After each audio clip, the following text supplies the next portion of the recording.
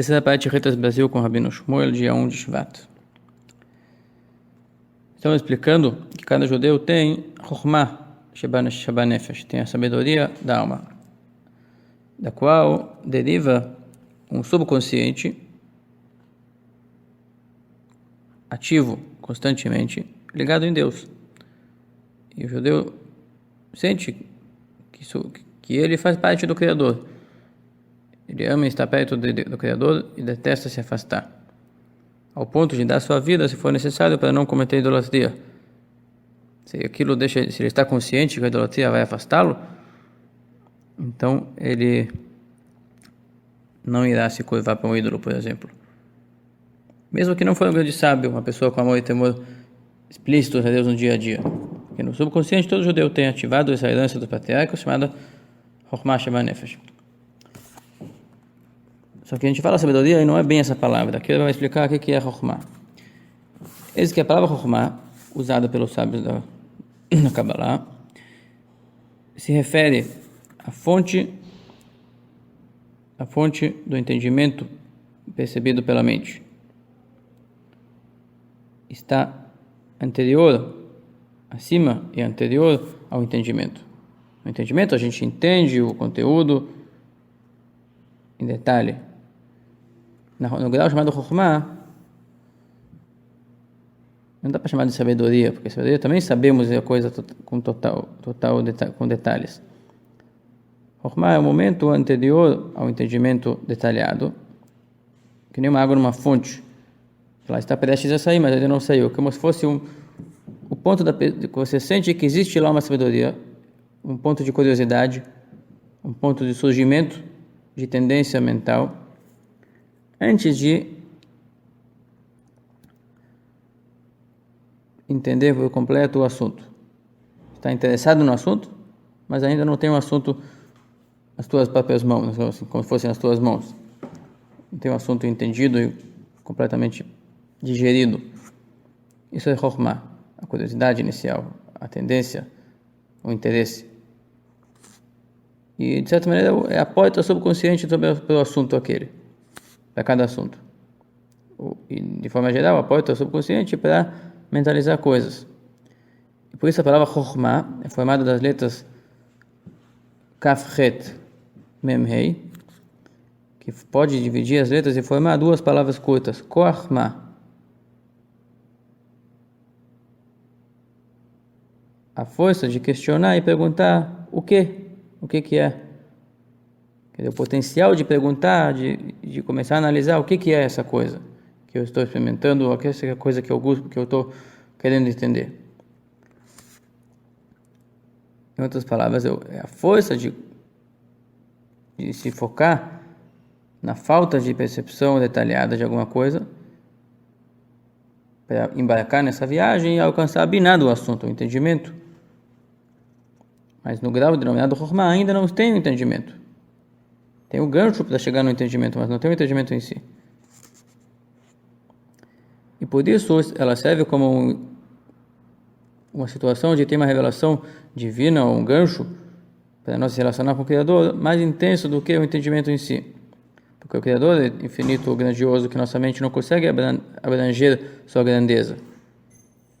Nenhuma mente de criatura consegue entender como ele realmente é. Deus é abstrato demais para a nossa mente. Então, mas no grau de interesse, no grau de curiosidade, sim, nós estamos extremamente curiosos para saber como ele é, extremamente interessados, mas não alcançamos. Então, esse grau Chokhmah, junto com a emuná, com a fé também, que é uma outra ferramenta de pegar em coisas que nós não entendemos, lidam com graus que são além de nossa compreensão, lida com além. E na alma de cada judeu tem uma Chokhmah, e na alma divina tem uma Chokhmah interessada em se relacionar, em perceber o Criador. E por causa que os judeus têm isso de herança dos patriarcas, por isso todo judeu, todo Israel, mesmo que for uma pessoa que não teve preparo, seja uma pessoa ignorante, ou como antigamente as mulheres não estudavam, então uma mulher que não foi instruída, um homem que não foi instruído, Todos eles acreditam uma fé simples em Deus. E a fé é um tipo de um interesse de se relacionar com algo que nós não entendemos por completo. E essas pessoas não instruídas não deixam de ter fé. A fé deles e a fé dos instruídos é a mesma. A fé não depende do alcance mental.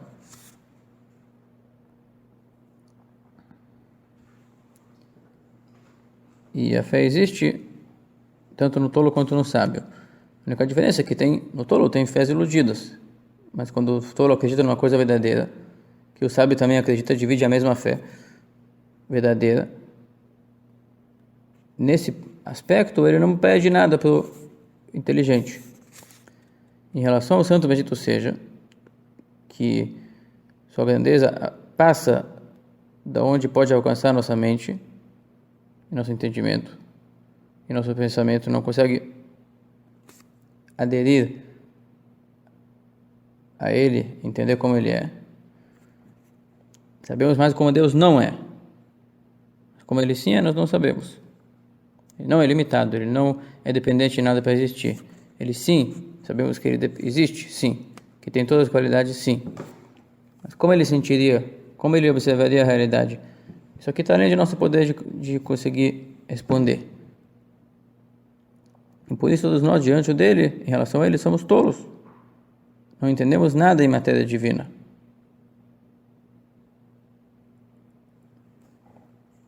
E a forma dele, como Criador, de ver a realidade, é a forma mais completa, é a forma verdadeira. E nós somos tolos nessa matéria. O pouco que ele nos revela, ele nos ensina. Em revelação a quem merece, mas isso é só uma gota do oceano em relação a aquilo que realmente existe na consciência, na sabedoria divina infinita. E por isso todos nós somos tolos.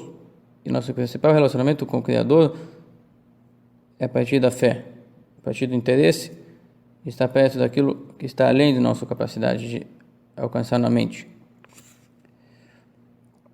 Sobre isso diz o Salmo 74: E eu sou um tolo que não entende, só que nem um animal em relação a ti. Mas eu sempre estou contigo. Quer dizer, que no fato de eu assumir ser tolo, eu assumo que em ti tem uma grande qualidade. E esse assumir, essa aceitação, por minha parte, é a fé. Representa a minha fé. Que tu existe, tu tem grande qualidade, que eu nada alcanço sobre isso.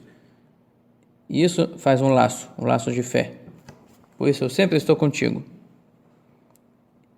E já que todo judeu na alma tem essa experiência de ele acreditar que tem um Criador, e tem um ser superior, perfeito e completo e absoluto, com o qual estamos sempre lidando.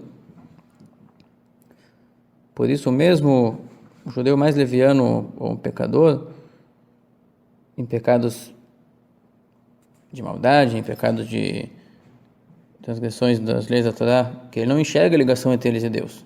O que importa para Deus se eu como isso ou aquilo, se eu faço tal ato ou tal ato? São atos terrestres. Essa pessoa é ignorante. Então, mesmo aquele que é leviano, ele acha que o pecado não faz diferença, porque ele não conhece detalhes da lei. Mas quando se trata de desligar isso do Criador, quando está transparente para ele, que esse ato aqui está indo contra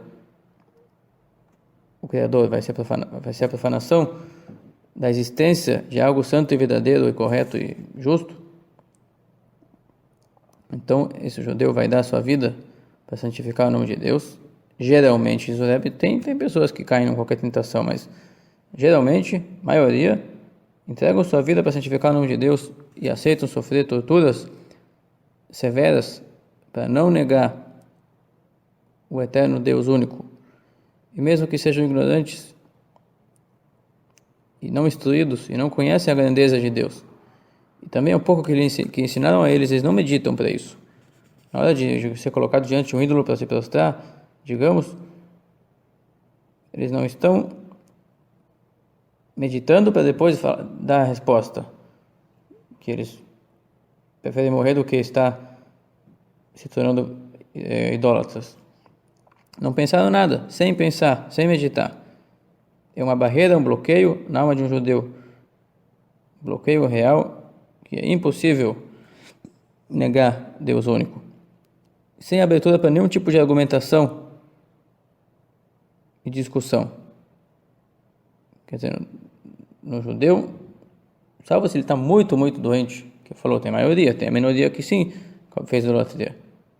Geralmente, eles também se iludem que isso não faria diferença, mas judeu sadio não tem discussão nem argumento. Se a idolatria se dá a vida antes de morrer do que viver daquele jeito, afastado do Criador e negando a verdade, sobre a qual tudo se baseia. Isso aqui, de onde que eles têm essa força de dar essa vida? Afinal de contas, da vida a gente luta para viver.